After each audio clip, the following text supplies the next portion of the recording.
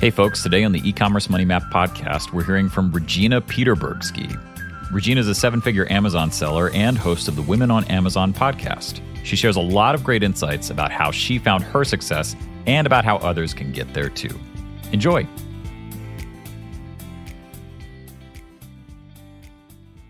Hey, Salim Omar here from the eCommerce Money Map podcast, bringing you another amazing guest.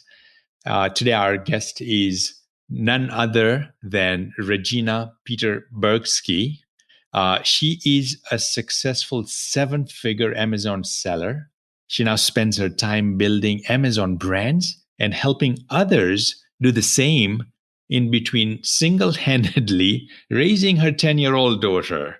And having met and been inspired by so many successful Amazon sellers who are not from the e-commerce niche or industry, in the spirit of educating and inspiring others, Regina now hosts the Women on Amazon podcast and community, which aims to amplify women's voices in the Amazon and e-com space. Welcome, Regina.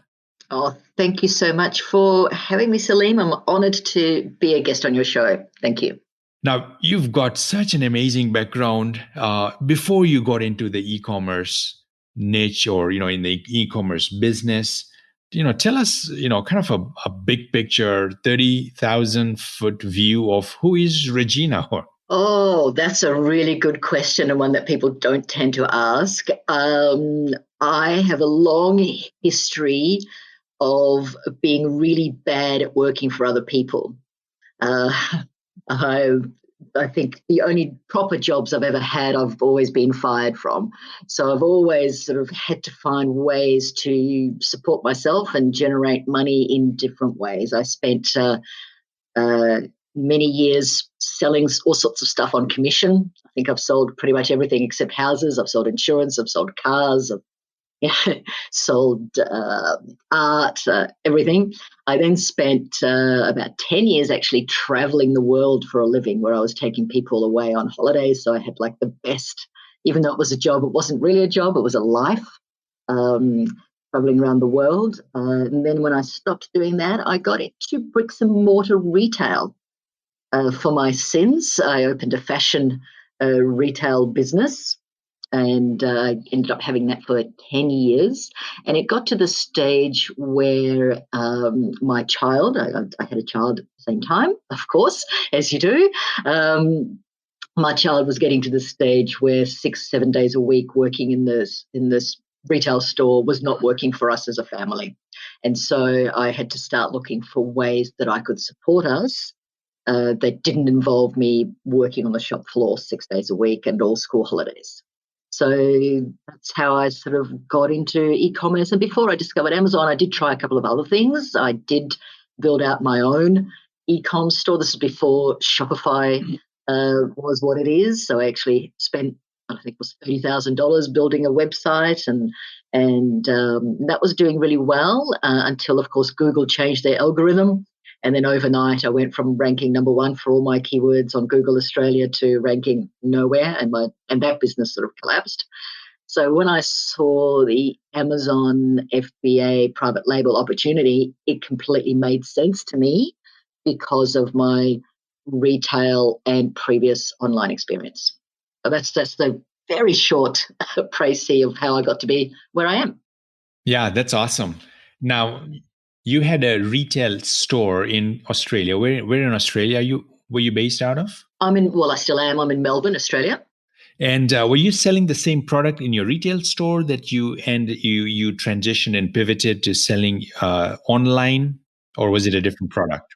No, completely different. Because in my retail store, I was in women's fashion, which is a very fickle beast. And so when I started my first online store, I decided to do something that was non-fashionable. So I actually did baby clothes. But when I went into Amazon, I thought, right, I need to go even more consumer driven than that. I wanted something that was not going to go out of fashion, that would be a consistent, regular seller that people could sell again. So I actually went into the stationery and arts and crafts field. and I still am in those sorts of in that and related niches. So totally different. Got it. So I used the knowledge that I had from my other businesses. I had sourced from overseas before. I had actually sourced and manufactured in China previously. So I had relationships already. I understood international shipping. I understood international trade. So for me, the missing piece was that sort of Amazon and the FBA piece was the missing piece that made it absolutely make sense for the business model for me personally. Yeah. And when was that when you made the transition from retail to online? Well, I started Amazon. Yeah, I started Amazon as my side hustle in 2015. So there was about a year overlap where I was running both the businesses. And in 2016, I actually literally closed the doors and walked away from my retail business because my Amazon business was throwing out a lot more cash. And I didn't need to sort of be paying exorbitant retail space rent anymore. So there was a year of overlap. So since 2016, coming up to 5 years, I've been exclusively selling online. Yeah. And I don't know if you'll recollect this. Regina, what was your biggest fear going into online, making that big transition from one way of selling to another? Oh, that's a really good question. I think it was less of a fear and more of this is sort of like the third online venture I'm going to try. Is this one going to work? Because I had already previously tried to take my fashion store online, and that was a complete disaster. So this is sort of like my third sort of online venture. I knew online was where it was at. It was just a matter of finding the right way for me to do it. How did you go about that? What did you do? Like the one thing you did to make sure that your thing was a success, and it is a success. It's 7 figures. Well, again, it was around finding a product that was completely the opposite to what I previously had, I guess.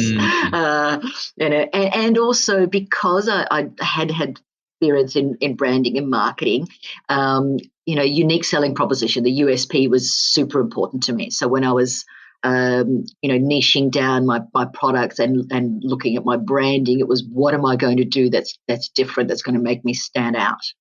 And that USP became my whole branding, and all of my listings and everything that I do with my brand was related back to that original USP. It's that old, building a better mousetrap. I didn't invent a new product, but I made it better. Yeah, I love that. What are some of the ways to make money on Amazon? Well, good question, Salim. I personally use what we call, private labels. So I build my own brands and I sell them on Amazon FBA. However, since this, I've realized that there's at least 7, if not more. So the different ways that people can make money on Amazon, they can write books and sell them KDP. They can create artworks and upload them onto merchandise using Amazon Merch. They can do arbitrage. So they can buy things in retail stores or online that are selling for less elsewhere and for more on Amazon. So it's arbitrage is a way. That's a little bit time consuming, but it's very possible.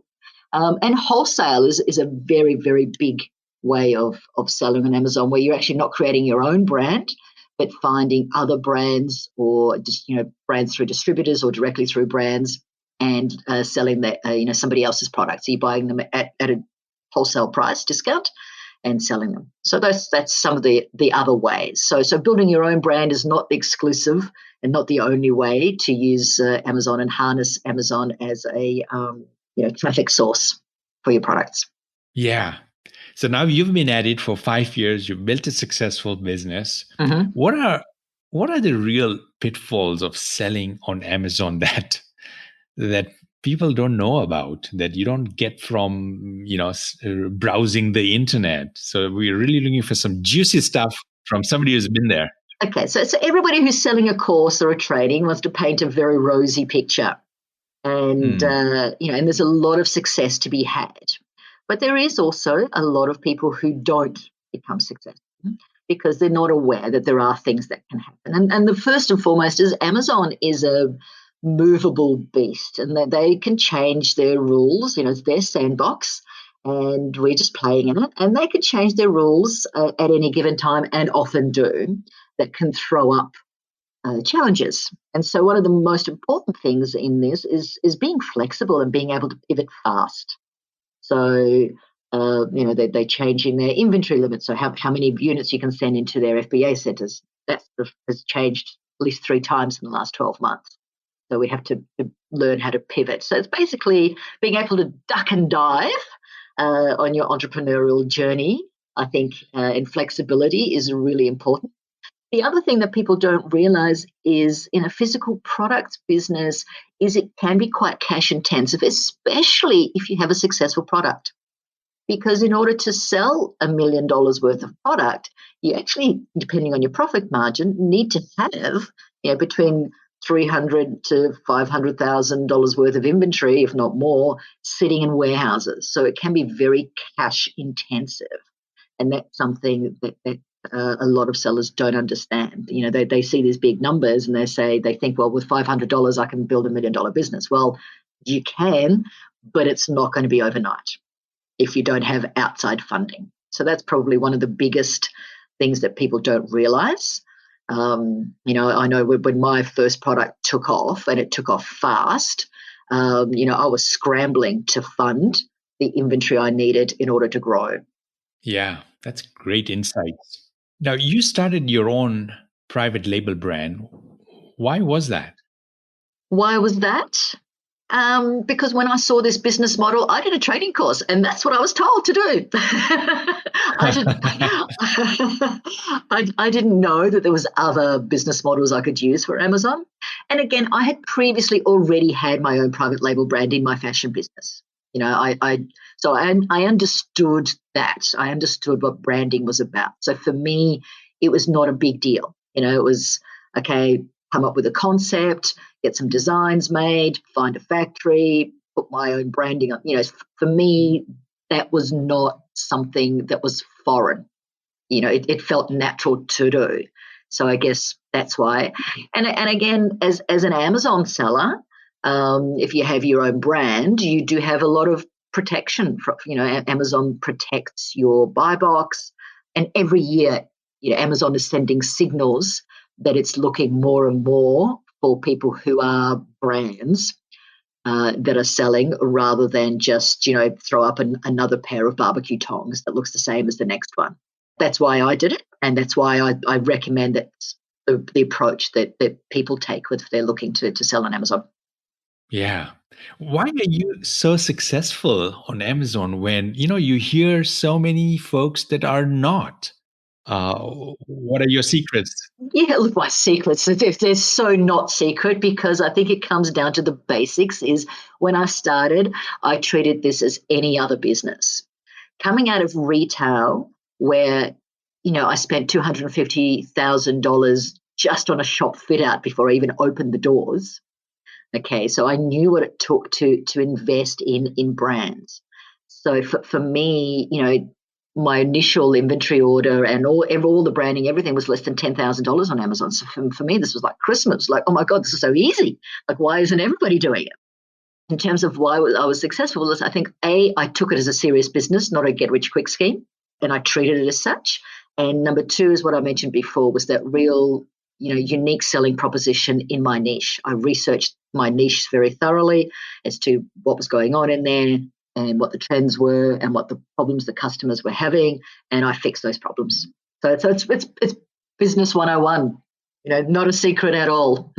Yeah. So you paid a lot of attention to branding, really understanding your customer and designing really. I mean, you mentioned USP, unique selling proposition. Correct.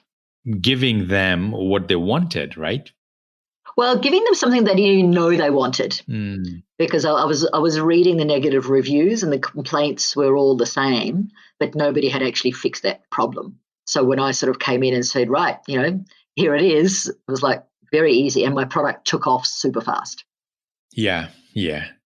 I mean, really recognizing the importance of being customer centric rather than being product centric, right? I Oh, mean, the inclination for an entrepreneur or business owner is, becoming product obsessed and not customer obsessed. exactly. It's very much around the customer. And then as I've built out my brands, I've looked at, what else would this same customer buy? Because that makes it much easier.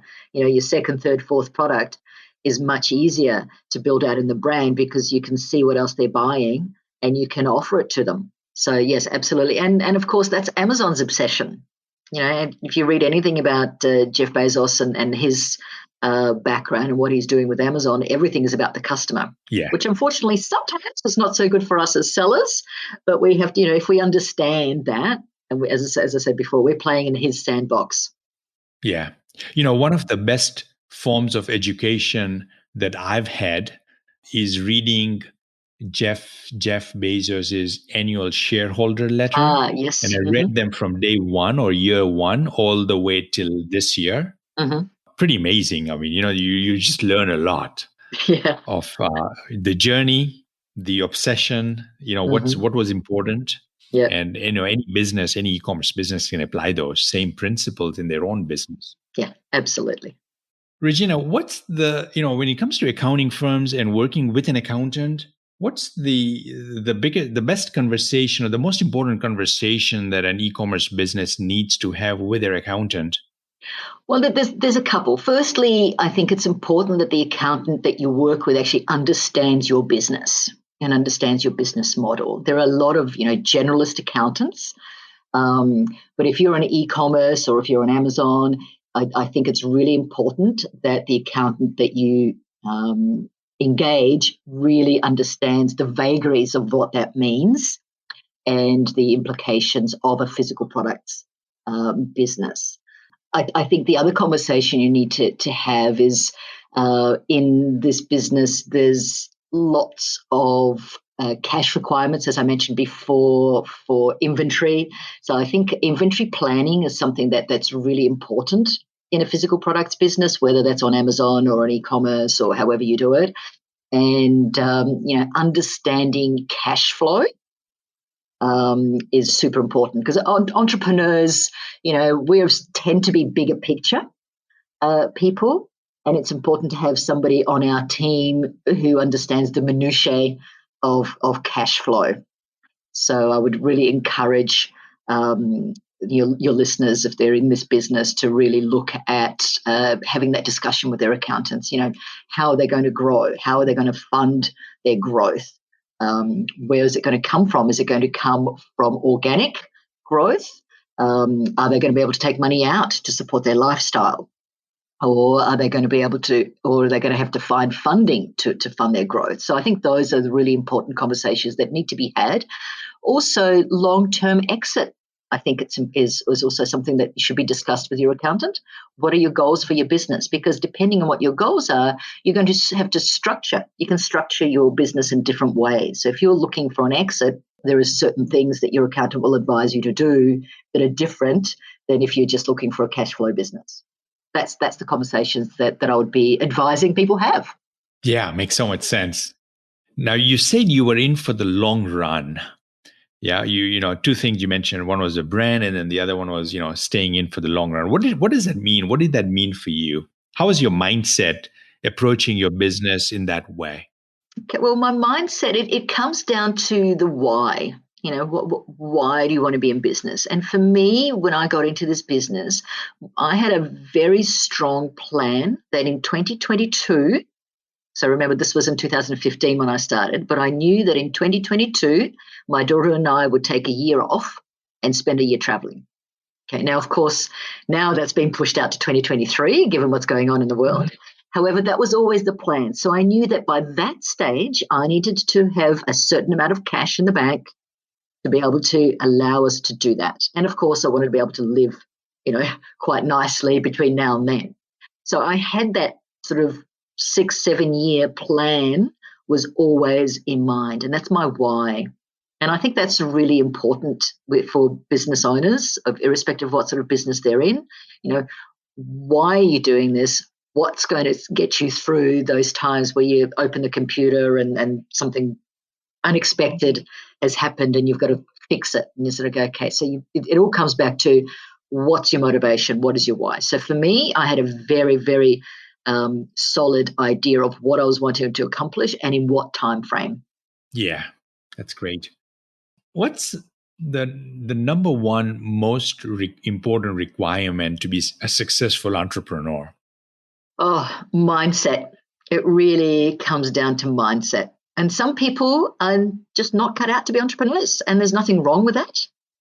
I think it requires a certain type of personality, and also, entrepreneurs come in all sorts of different stripes, and different business models work better for different types of people. So I think it's knowing your own personal strengths and weaknesses, knowing your risk tolerance, how much you're prepared to put on the line to achieve your goals.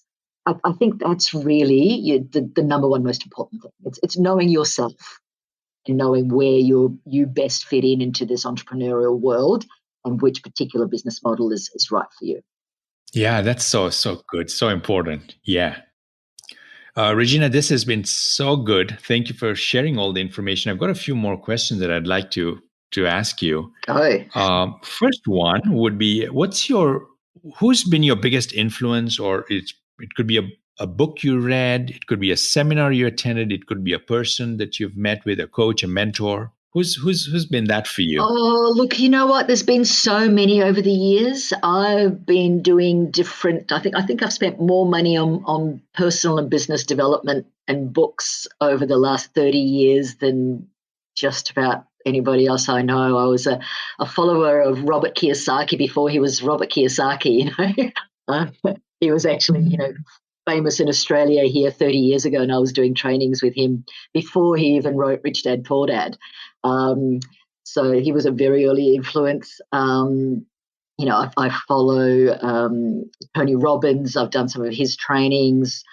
Books. I can't tell you. There's just so many that I've absolutely loved in the Amazon space. Like in this particular business, when I first started, my biggest mentor was Jason Fladlin from Rapid Crush, who was able to sort of distill the information that was out there in a way that I found most useful. Because there's so much information, and it's a matter, I think, of finding a person that makes sense to you. So Jason was the person who did it for me. He's no longer in this space, but I still follow him in other things that he's doing. So yeah, lots of different people. I don't like to use the term guru because follow information from where you get it. Yeah, and Regina, I'm not surprised to listen or to hear to your response to my question. What's been the biggest influence? And you saying that there've been so many, and how much you've invested in yourself through personal and business education, because to really connect it to mindset. That is the mindset of an entrepreneur, is to constantly want to do things in a better way, to find solutions to problems. And there are going to be obstacles, and those are the biggest opportunities as well. And this is just how an entrepreneur thinks. Exactly. Yeah. It's what gets us from, further every day. Exactly. To be honest, I would rather spend money on a training course than on a holiday. That's just that's my thing. Yeah.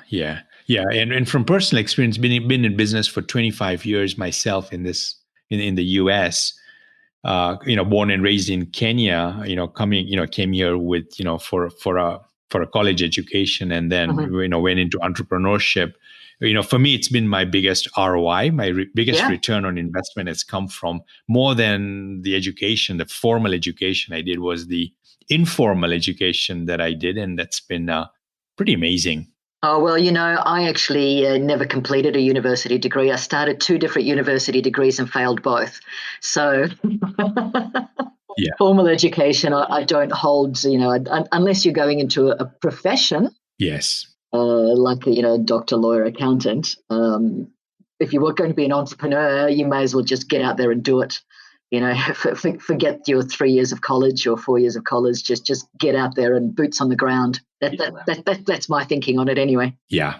What's been your biggest lesson in your business life, in entrepreneurship? Learning how to pivoting fast. When I bought my retail store, I actually bought my fashion business from somebody else. And, with 2020 hindsight, if I knew then what I know now, never in a million years would I have done that.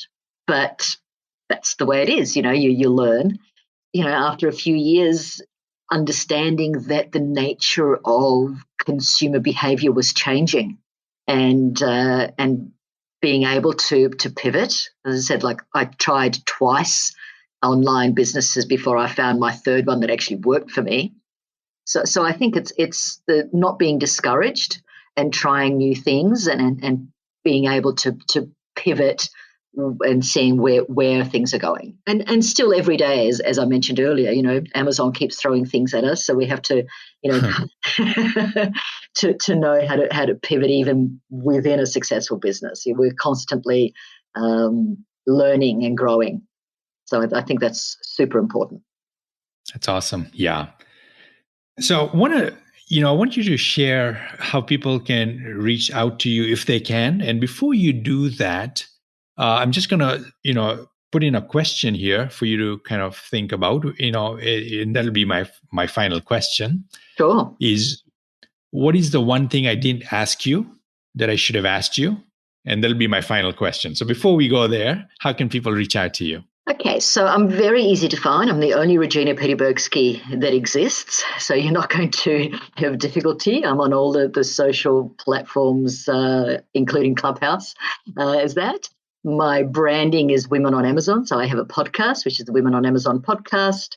There's also a Clubhouse club. There's a Facebook group. And if somebody wants to know more about the different business models, I do have a little cheat sheet that they can access for free, and I can give you the link on how they can get that if they like. But if they want to get in touch with me personally, I spend most of my time on Facebook Messenger. That's the easiest way to connect with me directly and the fastest. Great. We will put all that in the show notes, folks. Yeah, that's great. All right. This was amazing, Regina. Thank you so much for being so generous. The final question I have for you is, what is that one question I didn't ask you that I should have asked you? How many cats have I got? I've got 3.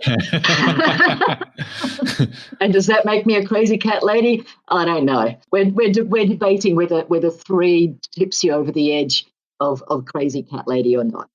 Yeah. Regina, this was really incredible. Thank you for being an inspiration to the e-commerce community. Everything that you shared and continue sharing, really appreciate that. Well, thank you so much. It's been a real pleasure to chat with you today, Salim. Thank you. You take care.